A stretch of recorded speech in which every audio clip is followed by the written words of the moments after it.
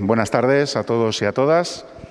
Muchas gracias por venir en este día lluvioso, que siempre es bueno, a este espacio tan especial como es la Capilla de la Sapiencia de la Universidad de Valencia, que yo creo que es un espacio diferente para hacer una actividad de cómic.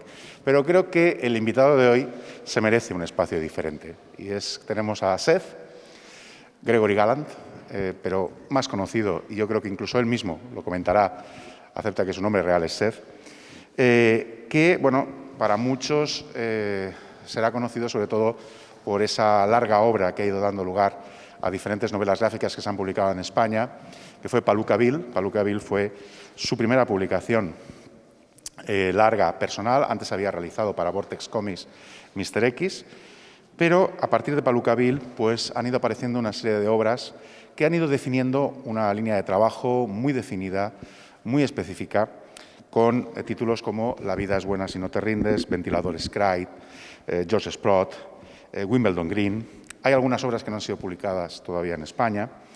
Tiene también una serie de libros infantiles muy, muy interesantes, pero yo creo que lo que tenemos que hacer es precisamente hablar con él y dar un recorrido largo a la hora de empezar. Y a mí la primera pregunta que le haría es precisamente una pregunta relacionada con una de sus primeras obras que vimos en España, La vida es buena si no te rindes, que habla precisamente de esa búsqueda de un dibujante, Kahlo, que trabajó, solo tenía la referencia es una primera obra que hace para el New Yorker, un único chiste publicado en el New Yorker. Y Kahlo, de alguna manera, es una imagen de Seth. Entonces, a mí me gustaría saber, en esta primera pregunta, ¿la búsqueda de Kahlo es también una búsqueda del por qué hacer cómics? Essentially, you're asking me, in It's a Good Life If You Don't Weaken, Kahlo, is he like sort of a metaphor for why to do comics? Yes. It's interesting. When I started doing my first graphic novel, which was It's a Good Life If You Don't Weaken, I'll stop for a second. Do you want me to go further? Okay. I had been doing autobiographical comics just before that. And this book represented a change in how I felt what the point of doing a comic is. I'll let you say that first, and then I'll come back to it. Me estás preguntando si Kahlo es una metáfora de por qué hacer cómics. Comencé a escribir La vida es buena si no te rindes. Antes de esto nunca había hecho una obra biográfica. Before that, I felt like I was trying to tell comics that essentially was an attempt to talk about my own life. But the first couple of comics I did that way, I felt were very inconsequential, and that they were the kind of stories that you might tell someone when you sat down for a cup of coffee, but they didn't actually lead to anything particularly resonant, I felt, on the page. Antes de eso, había procurado escribir cómics que hablaran de mi vida, pero sentía que eran inconsecuentes, que era algo que podías tener una conversación en una cafetería. So when I started It's a Good Life If You Don't Weaken, essentially I started to think, what is it that makes a story interesting to me? And it was really about more intangible things, not events. The other comics I had done were more like anecdotes, things that had happened to me. But I started to think the real meat of a story that is about the inner life is more about dreams and thoughts and memories. And so that is why the character of Kahlo, the other cartoonist in the story, is used there as a way as a motor to move the story along. Los cómics que habían hecho antes de este cómic estaban basados sobre todo en anécdotas de mi vida. Sin embargo, me di cuenta de que lo que de verdad me interesaba era lo que era más intangencial. Los sueños, los pensamientos. And since Kalo was a cartoonist, and I'm a cartoonist, and I'm a character in the book as well, it seemed logical to use the world of comics as a kind of a way to structure the story, talking about old comics, other comics, memories of reading comics, as a way to talk about bigger things. Kalo se convirtió en un motor para contar la historia. Tanto Kalo como yo, que parezco también en el cómic, somos dibujantes, historietistas, por lo que para mí resultaba lógico que el cómic nos pudiera servir para contar una historia. La vida es buena si no te rindes es el inicio de una línea de trabajo que yo creo que se consolida con Ventiladores Clyde, que posiblemente es la obra de la que más me gustaría hablar junto con la recientemente editada George Sprott. Ventiladores Clyde nace de una anécdota muy específica, que es una industria que desaparece, pero poco a poco se va convirtiendo en una reflexión sobre el paso del tiempo. La obra se prolonga a lo largo de 20 años. De alguna manera, ese paso del tiempo se convierte en la propia obra. Yes, it's true. I started the book Clyde Fans in 1997, I think. And when I started the book, I thought it would take me about 5 years to do that book. But it took me 20 years to do the book. And it wasn't because I worked on the book every day for 20 years. It was because other projects were in between, and I worked on here and there. And eventually, when the book was done, 20 years had passed. But of course, a book that's about time and memory and about growing old, when you work on it for 20 years, that ends up being more resonant than when you started it, when you end it. So it was the very process of doing the book became connected with the themes of the book. Empecé el libro en 1997. Al principio comencé que me iba a llevar unos 5 años, pero terminó llevándome 20. Esto se debió a que no escribía todos los días, sino que lo iba intercalando con otros proyectos. Al final, el tiempo, se trata de un libro que trata sobre el tiempo y la memoria. Y fue durante este proceso donde más se refleja esta realidad. De hecho, el libro trabaja precisamente en esa memoria, pero también en el legado, en cómo somos recordados de alguna manera, en ese paso del tiempo. Utilizas para el libro 2 personas, 2 hermanos, que reflejan 2 características completamente diferentes de ese paso del tiempo. Abe y Simon son 2 caras de Seth. Oh, yes. Yes. Sorry. Yes, there are 2 characters in the book, Simon and Abraham, and both of the characters are essentially myself. I think this is very common of authors. You either make characters up out of the people you know, or you make them up out of yourself, and this may be 2 different types of authors, but I think all my characters are made up of me. But the essential thing about Simon and Abraham is they're opposite types. One of them is an extrovert and one of them is an introvert. And if you knew me, well, you would think that I am the extrovert. I talk a lot and I'm very social, but I spend most of my life alone. I work in a studio by myself and I sit there, and I've been sitting in those studios for 40 years. And that dichotomy, that split between the exterior self and the interior self is such an important part of how I envision life, how I relate to life, that it's inevitable that is in all my work.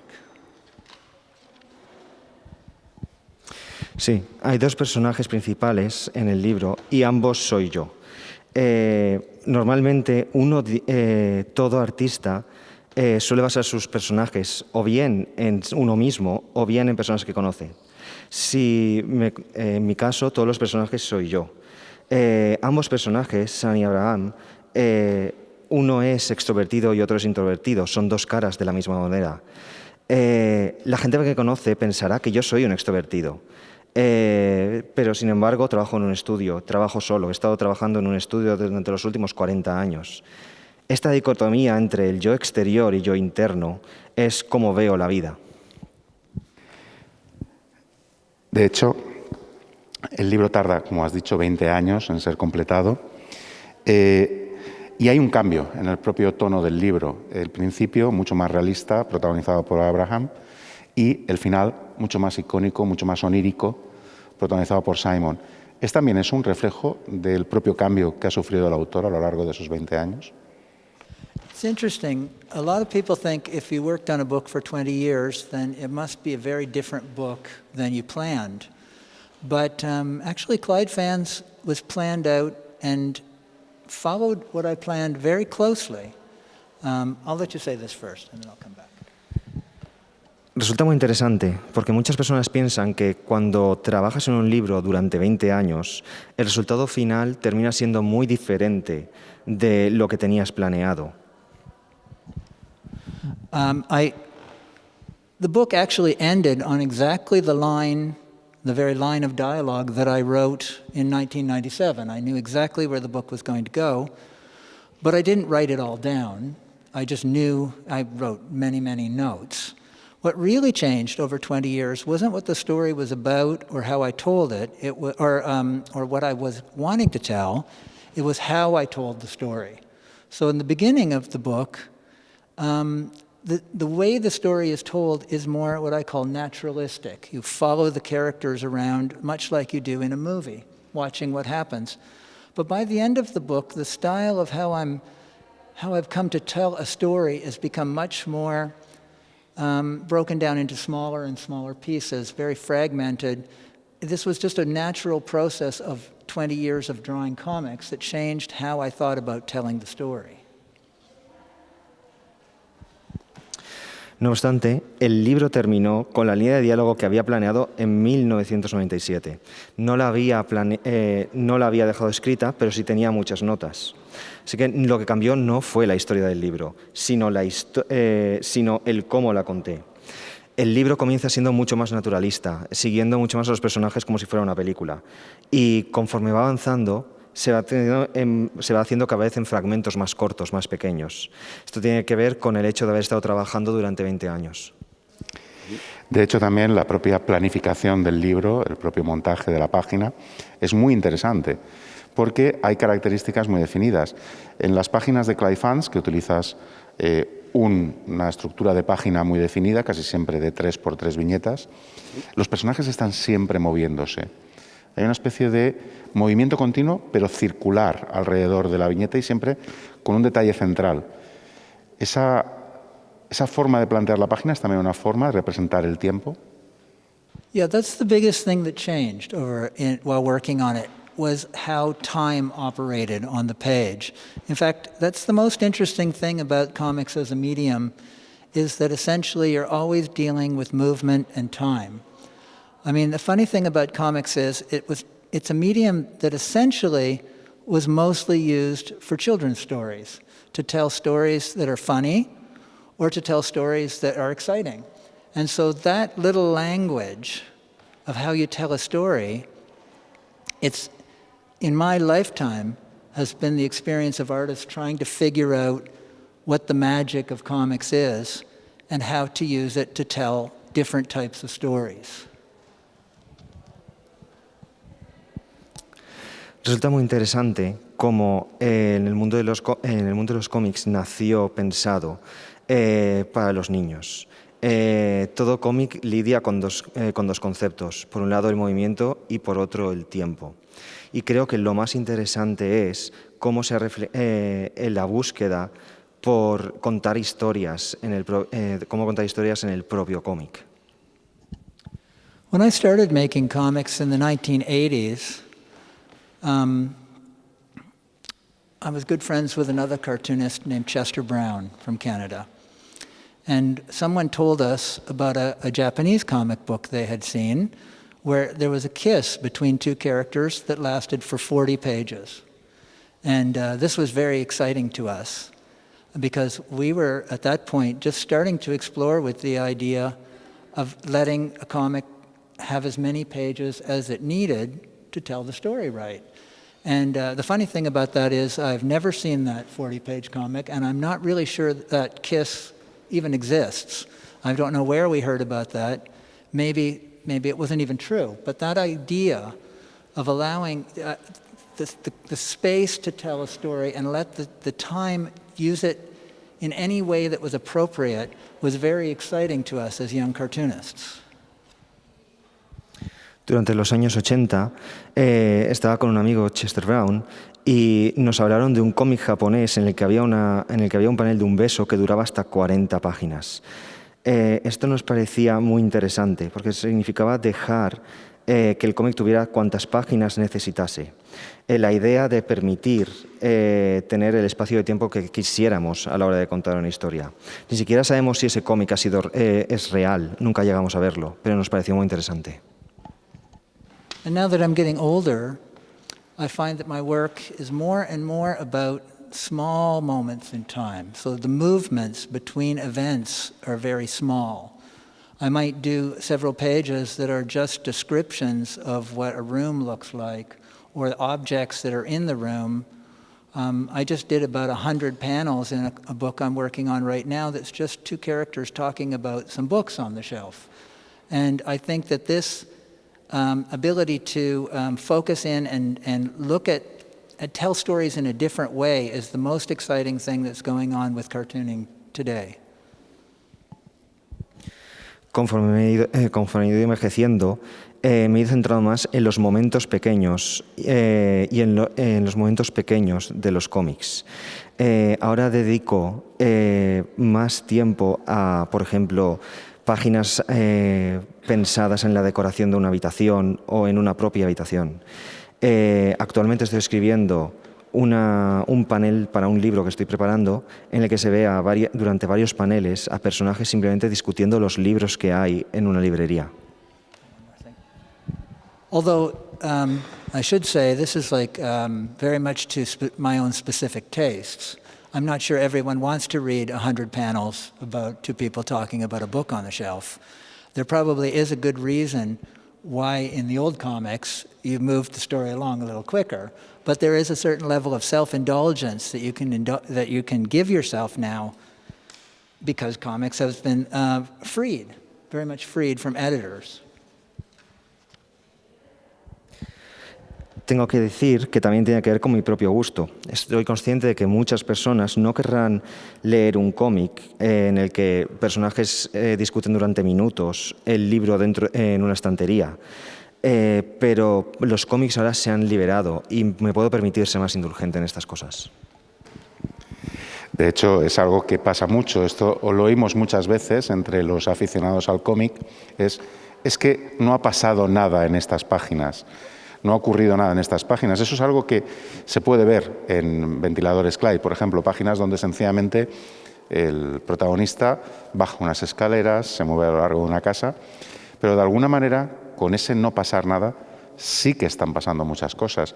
De alguna manera obligamos al lector a ponerse en el lugar de esa reflexión, de ese paso del tiempo, de esa posibilidad de lo que está pasando en ese momento y obligar a meterse al lector en la historia.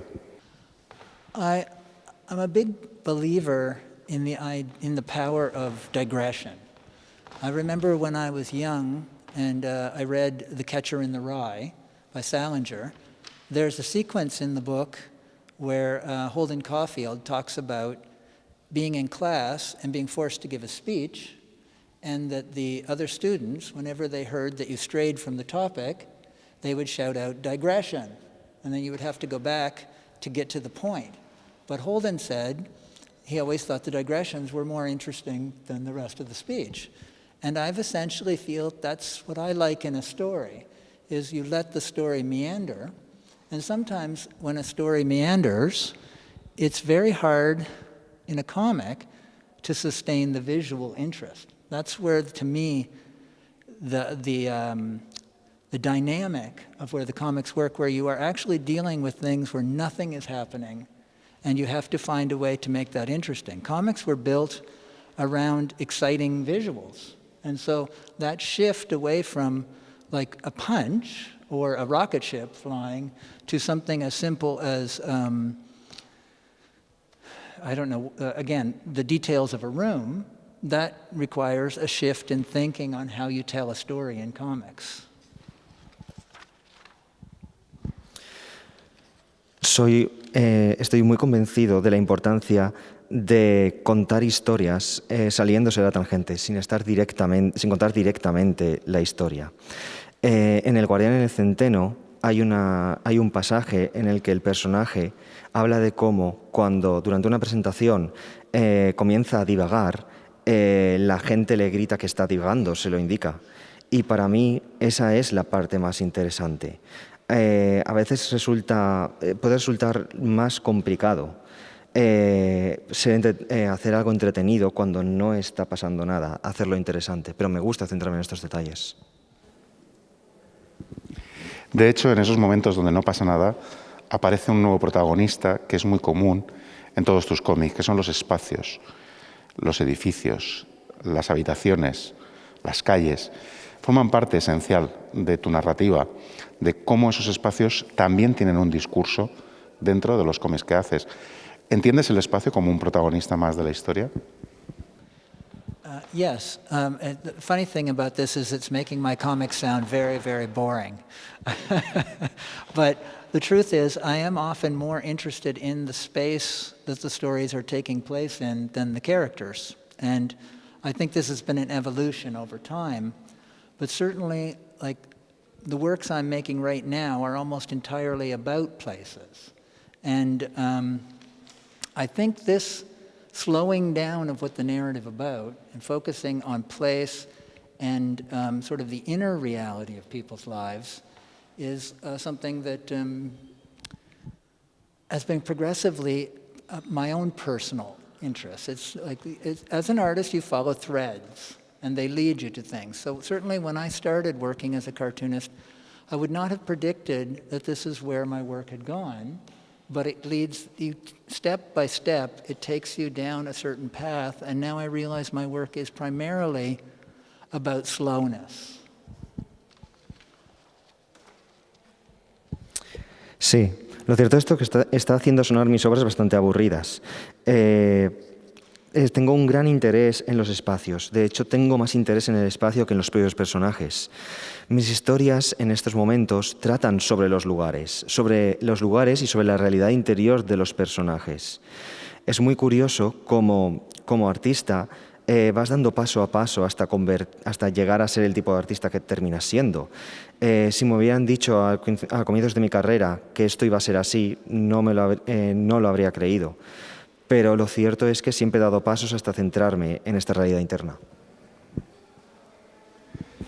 Antes has hablado de un compañero, Chester Brown, y efectivamente en un momento dado en Canadá se produce un fenómeno muy interesante a través de la obra de Chester Brown, de Joe Matt y la tuya propia, a través de publicaciones como Peep Show, Jamie Ford o Paluca Bill, que ponen todo el foco del cómic independiente precisamente en Canadá.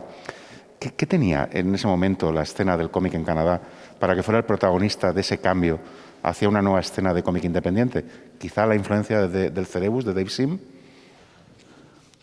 I think that there was, like any kind of artistic movement, I think a lot of it's circumstance. And the circumstance in North America in the 1980s, back when I started out, was that there were very few cartoonists who were trying to do works written for adults. And in each city, there was one or two cartoonists who were interested in this kind of work. And it seems like whoever was in your city, the other cartoonist, they were your friend, and that was just the way it was. You didn't have any choice. There was one other cartoonist or two other cartoonists, and whoever they were, that was your peer group. And so you'd see in North America these little groups. In Chicago would be Chris Ware and Ivan Brunetti. In Los Angeles, you'd see the Hernandez brothers and maybe Daniel Clowes, things like this. And in Toronto, there was myself and Chester Brown and Joe Matt. Now I'll let you go with that before I carry on. Creo que todo movimiento artístico se nace a través de las circunstancias. Durante los años 80 en Norteamérica no existían muchos cómics centrados en el público adulto. En cada ciudad, sin embargo, sí que existía, sí que habían uno o dos artistas que estaban interesados en este tipo de trabajo. Parece muy curioso que parecía que si había otro dibujante en tu ciudad, tenías que ser amigo de tenías que ser amigos, eran tus colegas. En el caso de Toronto, estamos tanto yo como Joe Matt como Charles Brown. And I think the thing why Canada had a particular advantage was that the three of us were all very interested in autobiography, in telling real-life stories. And in Montreal, there was also a group of cartoonists that included Julie Doucet and Chris Oliveros, who became the publisher of Drawn and Quarterly. This small little world became a very tight focus on a very specific kind of comic work. Everyone was basically doing autobiography. And at that time, that was, I think, the logical way to try and get away from mainstream comic books. I think we all wanted to do work as artists, but we all loved comics. And we all grew up reading like superheroes and humor comics. But the thing that is to say, like, I don't want to do that sort of thing, the logical thing was to go as far away from that as possible. And the far away from that as possible was stories about your own life. Entonces, ¿por qué Canadá? Porque nosotros tres estábamos interesados en un tema muy concreto, que era la autobiografía. Y no solamente nosotros tres, en Montreal, tanto Jordi Dissot como Charles Oliveira estaban también interesados en la autobiografía. Éramos un grupo muy específico, con un interés muy específico, que queríamos escapar de lo que era mainstream, de lo que era la norma. Todos nosotros habíamos crecido leyendo cómics de superhéroes, pero sin embargo no queríamos contar esas historias, y lo más parecido que teníamos era contar nuestra propia vida, nuestras autobiografías. And what was kind of interesting about being part of a small group of three cartoonists who were interested in doing the same thing is it really forced us to define what we were trying to do to each other and talk about what we thought was a good comic, a good way to tell a story. I can remember that one of the things we agreed on was that you should never use narration in a story. It should always just be characters talking or watching them move around. And I believe that 100%, and now my work is the exact opposite of that. I hardly have any characters talking, it's all narration. But I do think it's important, like when you're young and you're trying to figure out your work, you're really lucky if you have a couple of people that you can show your work to, you can critique each other. That experience of like thinking about why you're doing things was super important, I think, to the medium for us at that time.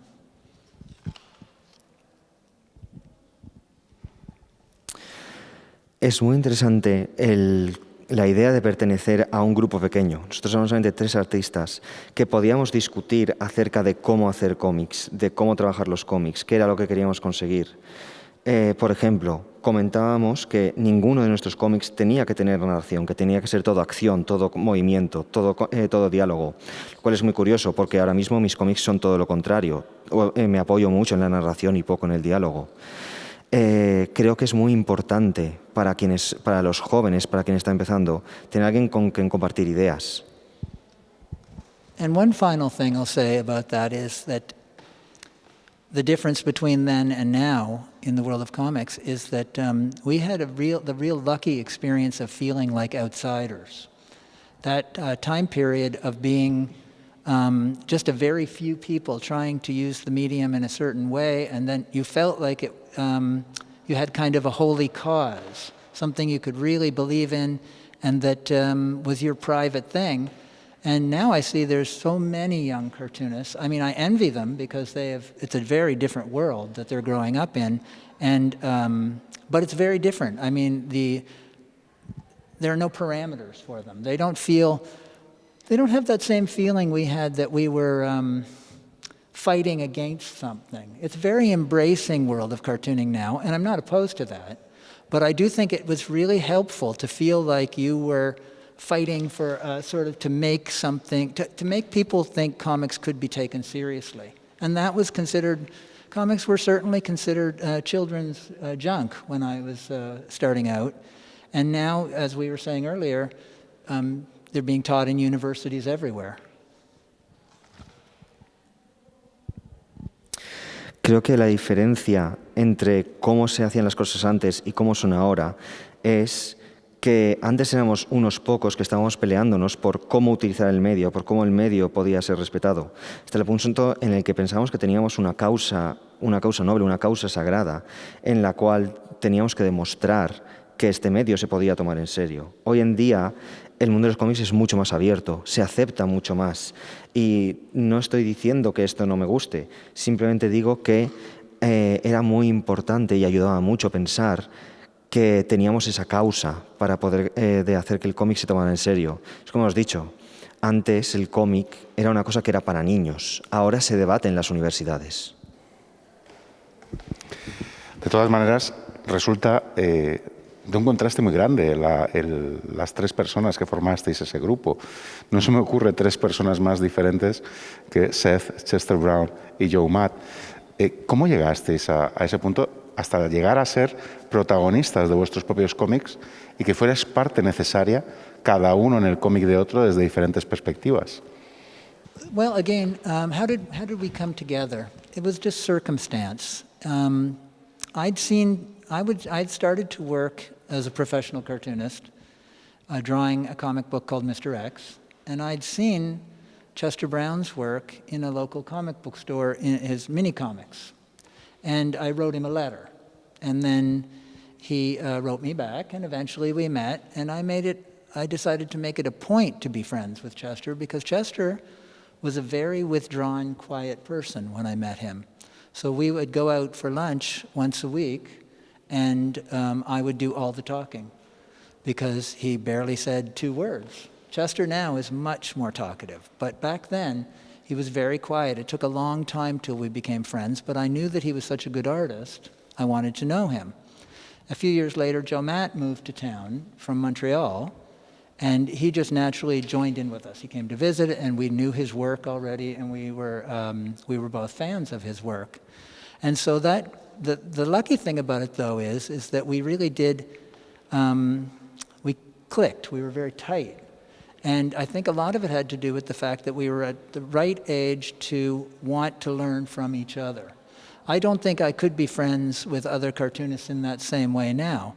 I'm not at the stage in my life where I'd be open to learning from other people in the same way. I think that may be an element of youth that changes over time.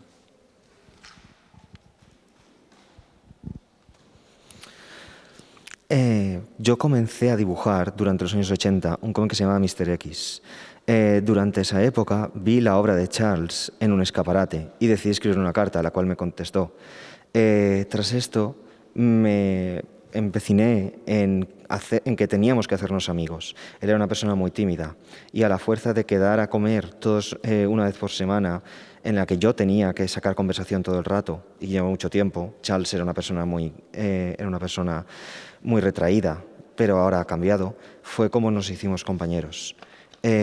Con el caso de Joe, él vino de Montreal y hicimos clic muy rápido, nos hicimos amigos rápidamente con él, conocíamos ya su trabajo.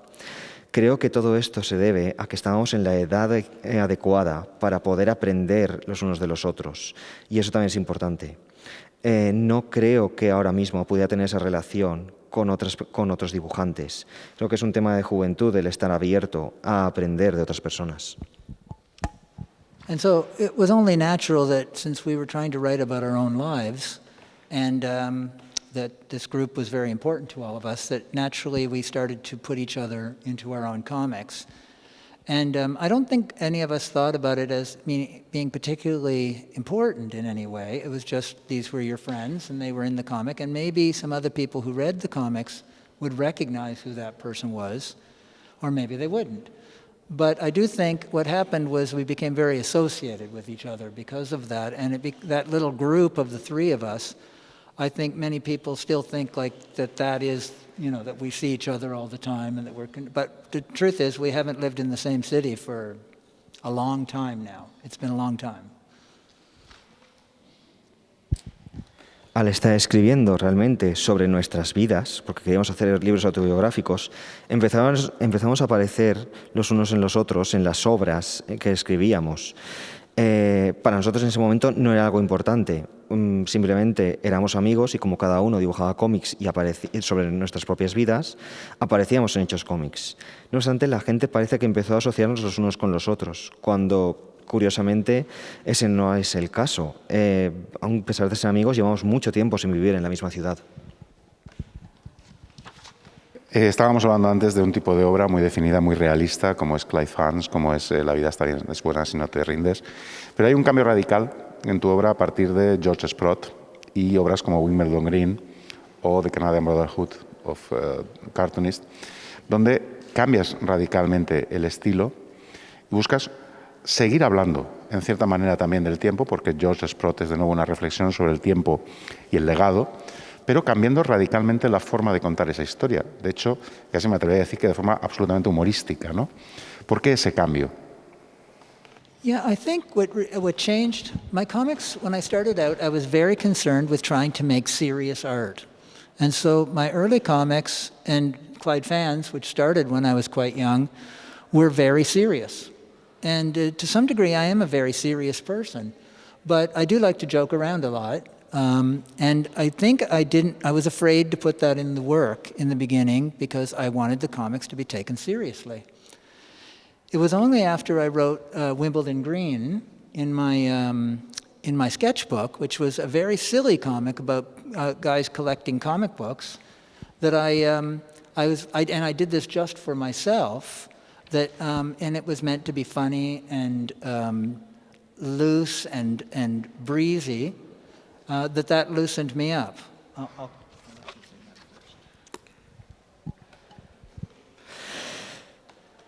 Realmente, aunque yo soy una persona muy seria y esta seriedad se veía reflejado también en mis primeros cómics, esto se debía a que quería que la gente los tomara en serio.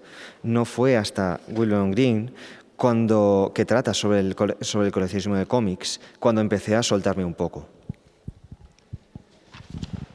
And I didn't really plan to publish Wimbledon Green. That was just done for myself.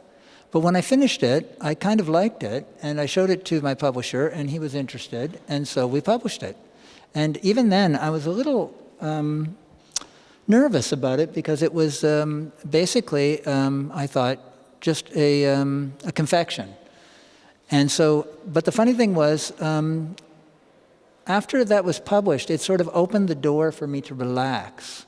I also think that times had changed somewhat, and by the time I started on something like George Sprott, an awful lot of ground had been already won in that battle of comics as art. And you started to see the cartoonists of my generation lighten up in general. You'd see someone like Daniel Clowes doing a book like The Death Ray, which has its main character as a superhero. Now, I don't think Dan would have done that comic in 1988 because he wouldn't have wanted to deal with that material. But enough time had passed that we'd established a certain sense that comics could operate as serious art. And I think generally across the board, people started to loosen up and feel freer about the work they were doing. And for me, I think all the work after Wimbledon Green has been much lighter, even though I'm trying to deal with the same artistic concerns.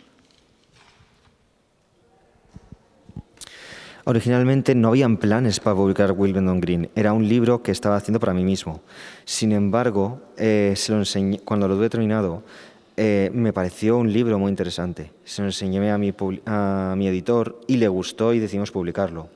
En un primer momento estaba bastante nervioso porque no sabía cómo se iba a recibir, pero empecé a estar más relajado, sobre todo por la recepción. También hubo un cambio en la perspectiva de los cómics. Ya no había esa pelea porque el medio se tomara en serio, ya habíamos ganado mucho terreno antes que esto. Eso me permitió relajarme y poder publicar otros cómics. Y no soy el único. Muchos artistas de mi generación han conseguido liberar su arte y permitir hacer cosas más livianas, más relajadas y menos serias. De hecho, George Sprott efectivamente tiene esa línea más humorística. De hecho, se publica como páginas sueltas en New York Times. Pero en el fondo estás tratando, de nuevo, el tiempo, el paso del tiempo y sobre todo el legado, el cómo nos recordarán. Pese a ser humorístico, hay un trasfondo ahí profundamente serio. Yeah, well, I think it's funny. You don't pick your themes as a writer. They're either picked for you somehow by whoever you are, or they just come along by surprise. But once your themes appear, you don't seem to have much choice anymore about what you write about. And I think, for me, I'm always writing about memory. And memory, of course, is connected with time passing. And these two, I mean, I think even as a teenager, I was a very backward-looking, already looking back at my childhood as if it was some time that had happened quite a while ago, even though I look back now and realize it was only a few years before. I've been doing that my whole life, constantly looking back, and the work is always about looking back. And I think as I get older, it becomes, I think I come to understand what I'm writing about more. I mean, when I was 20 and I was writing about 70-year-old men is not going to be the same as when I'm 60 writing about 70-year-old men. It's like it's getting much closer. But that process of, I mean, what am I interested in writing about? I'm interested in writing about the interior experience.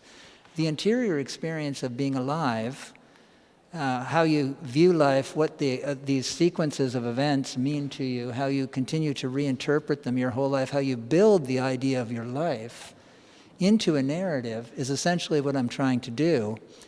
And George Sprott was probably one of the clearest ones where I sat down and tried to just make that the whole point of the story. Es muy curioso porque cuando salen los temas de una obra, uno no elige el tema sobre el que va a hablar, sino que aparecen de repente. Y una vez que aparecen, no hay vuelta atrás, es el tema del que escribes.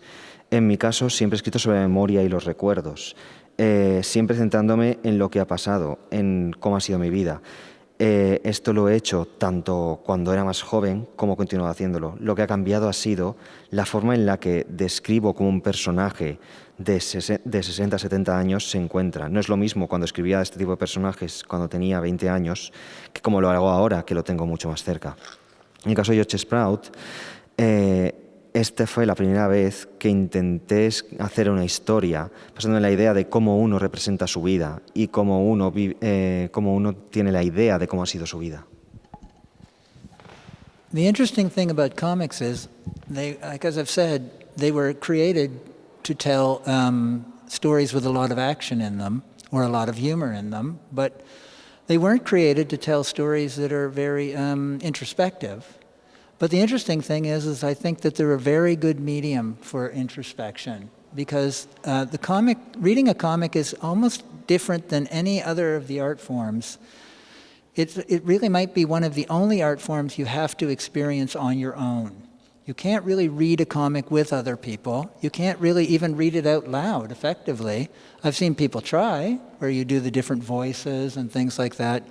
But it's a kind of an experience, a kind of a medium that it exists in the brain. You look at the pictures, you read the words, you combine them together in your brain, and it creates a kind of very personal, introspective experience. It's entirely an inner art form. And I find the more I work with it, the more I recognize the comics are very well suited to quiet, introspective stories.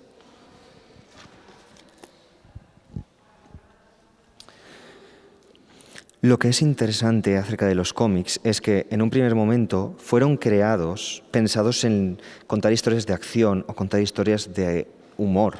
Nunca se pensó como un acto introspectivo, para contar historias introspectivas. Sin embargo, creo que los cómics son perfectos para contar una historia introspectiva. Son una obra de arte que no puedes experimentar con nadie más, no las puedes leer con otras personas y no puedes leerlas en voz alta, a pesar de que he visto a gente intentándolo, poniendo las diferentes voces.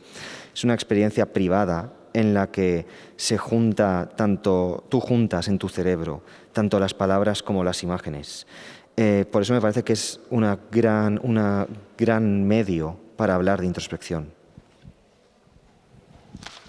De alguna manera, esta idea que aportas de esa facilidad que tiene el cómic entronca muy bien con esa otra facilidad que tiene el cómic para hablar de la memoria. La memoria, nuestros recuerdos muchas veces son construidos, son falsos recuerdos con los que nosotros construimos nuestro pasado, y el cómic de alguna manera también permite generar una interpretación de esas historias a través de la imagen. Quizá el cómic es uno de los mejores medios para analizar la memoria y cómo construimos nuestros recuerdos. Yes, I do think that comics are an excellent medium for dealing with memory. Essentially because I think memory is a very funny aspect, a strange aspect of how we operate as human beings. I think a lot of us think of memory as the story of our lives. But of course, memory is not the story of our lives at all. It's a very strange, random assortment, seemingly random assortment of things that have stayed in our brain. And it's such a small amount of information. I mean, if you really take the trouble to sit down and say, like, what happened to me when I was 9 years old, you would be very hard-pressed to dig up very much. You'd have to work hard to find these specific memories. There's a few. And then there's some scattered stuff you could work towards. You might be able to do some memory tricks to pull up some stuff. But it's really a very small amount. And we often, we gather together the stuff we like the best, our familiar memories, and we build a little story out of it. And that construction of building things out of little blocks, I think, works very well with the way that comics operate. I'll let you answer that before I go on. Sí, creo que los cómics son excelentes para hablar de los recuerdos. Resulta muy curioso y muy extraño cómo muchos pensamos que los recuerdos son la historia, nuestros recuerdos, nuestra memoria, son la historia de nuestra vida, cuando realmente no son eso. Son pequeñas escenas que se quedan en nuestro cerebro. En las que muchas veces es muy complicado encontrar un recuerdo específico. Evidentemente existen trucos para recordar cosas, para desenterrar recuerdos, pero en general construimos nuestra memoria, construimos los recuerdos a partir de momentos que nos gustan y que se han quedado en nuestro cerebro. Son como ladrillos a la hora de construir una pared. Por eso pienso que se parece mucho, se asemeja mucho a una viñeta de un cómic. And the funny thing about the comics medium is that people think of it as about pictures, as about drawings. But comics isn't about drawings or words, it's about symbols. It's a symbol language. So the drawings are symbols in the same way that the letters and the words are symbols.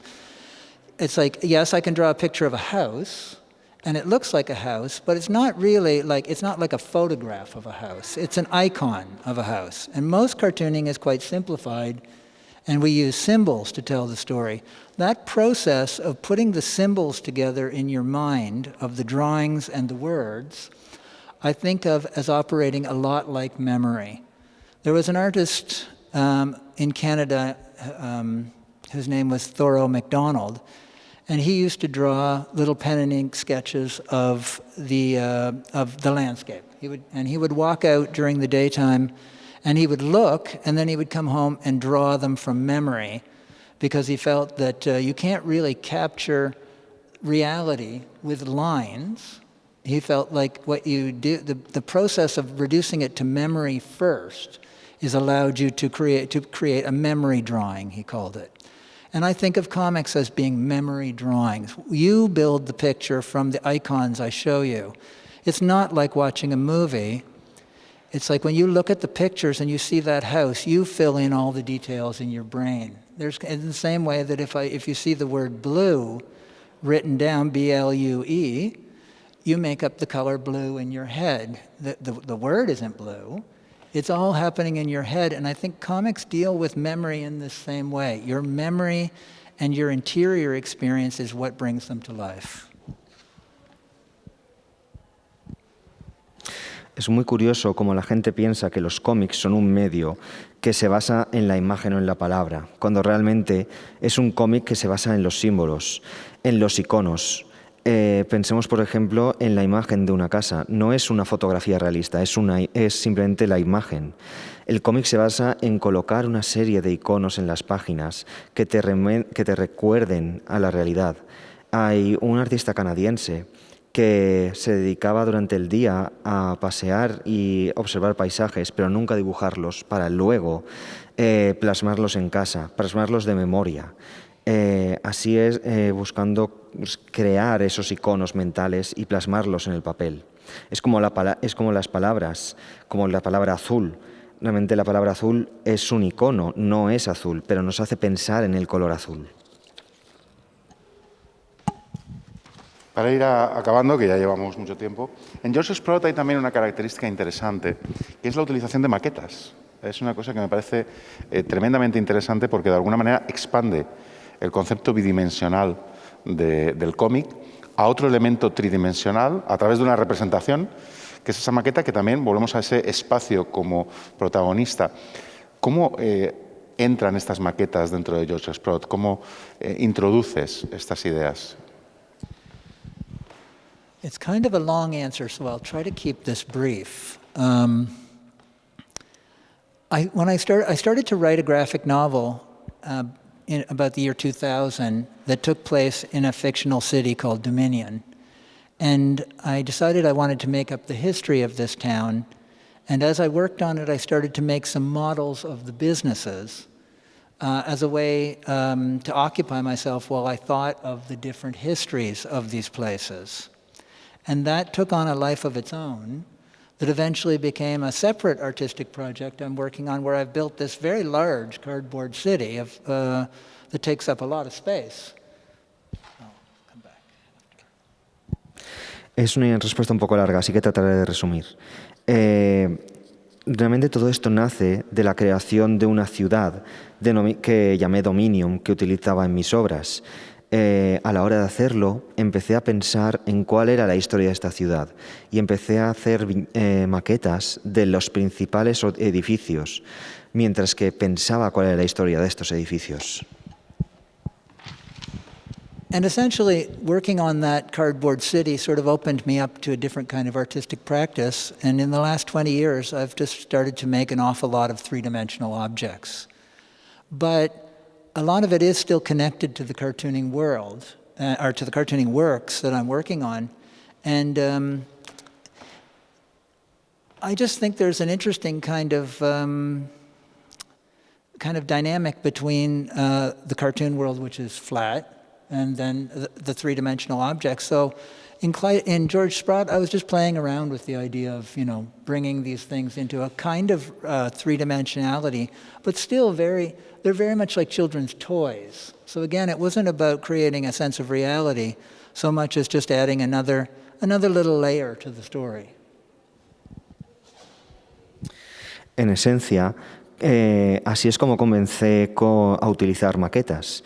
Un nuevo medio artístico que he ido desarrollando como afición durante los últimos 20 años. Me parecía muy interesante porque los cómics son medios planos bidimensionales y las maquetas tridimensionales. Su introducción en George Sprout no era para añadir un toque de realismo, sino más bien simplemente una forma de jugar con la historia. Llevamos ya una hora. No sé si alguien del público quiere aprovechar el momento para hacerle una pregunta a Seth. Si alguien querría aprovechar el momento. ¿No? No hay preguntas. Bien, yo me gustaría acabar ya la charla simplemente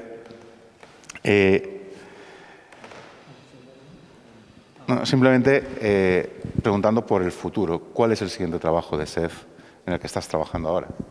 I'm working on a new graphic novel, a very long one, but it will not take 20 years because I'm working in a simpler way. But like every artist, I don't like to talk about what I'm working on when I'm working on it because it's sort of, there's a very great danger of ruining your energy somehow. It's funny. It's like it's always a mistake to talk about what you're working on. But I will say it's like nobody will be surprised when they see it. It's more of what I do. Estoy trabajando en una novela gráfica que espero que no dure otros 20 años, pero realmente no quiero revelar mucho, no quiero perder la energía, no quiero que se me pierda un poco la energía. A los artistas no nos gusta nunca hablar sobre nuestros futuros proyectos. Bien, simplemente acabar esta charla agradeciendo a Seth, agradeciendo a nuestro traductor, Fernando, que ha estado ahí al quite de todas estas traducciones. Recordaos que Seth está aquí también en colaboración con el Salón del Cómic de Valencia, que comienza mañana y que estará Seth también allí en el Salón del Cómic. Agradeceros a todos vosotros que hayáis venido a este espacio tan maravilloso que es la Universidad de Valencia para estas charlas. Y, por supuesto, si alguien quiere que Seth le firme alguna de sus obras, pues ahora se sentará un momentito ahí al fondo de una mesa para que podáis pasar. Muchísimas gracias, Seth. Muchísimas gracias a todos. Y seguimos hablando de cómics en la Universidad de Valencia. Muchas gracias.